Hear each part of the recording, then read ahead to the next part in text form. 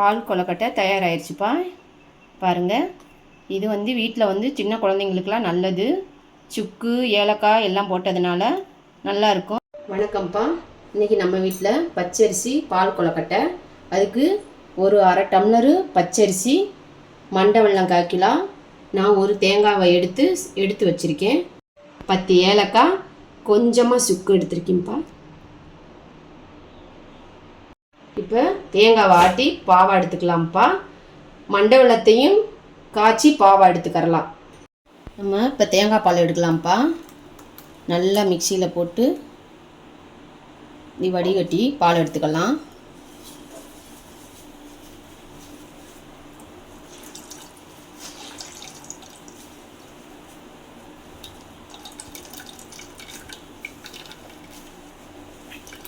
இதை இன்னொரு தடவையும் போட்டு பாவை எடுக்கலாம். இப்போ நம்ம பாவை எடுத்து வச்ச தேங்காய் பாலை ஊற்றிக்கலாம்ப்பா.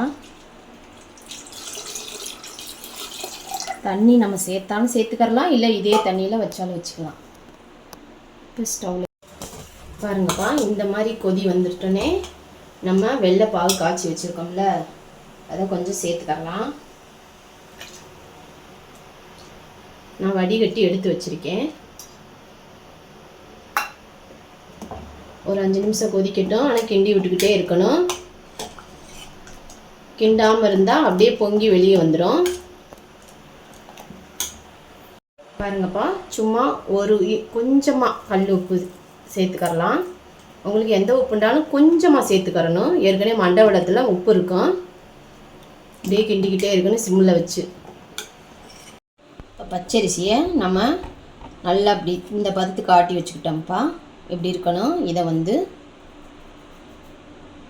இது மாதிரி கொஞ்சம் கொஞ்சமாக எடுத்து நான் ஏற்கனவே சும்மா ஒரு 4 கல் உப்பு போட்டு ஆட்டியிருக்கேன்.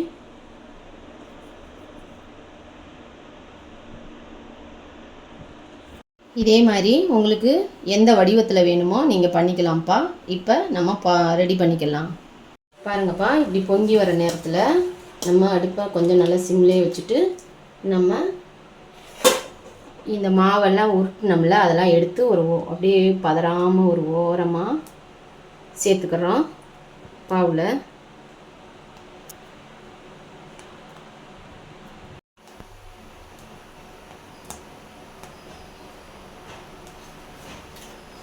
இப்போ நம்ம சுக்கை நுணுக்கி வச்சுருக்கோம்ப்பா. ஏலக்காயை பிச்சு போட்டு வச்சுருக்கோம். இப்போ நம்ம இந்த இதோட சேர்த்துக்கலாம்.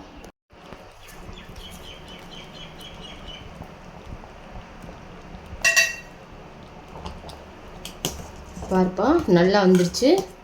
இந்த பதத்துக்கு இருந்தால் சாப்பிட்றதுக்கு நல்லாயிருக்கும். ஒரு 2 நிமிஷம் கொதிக்கட்டும்.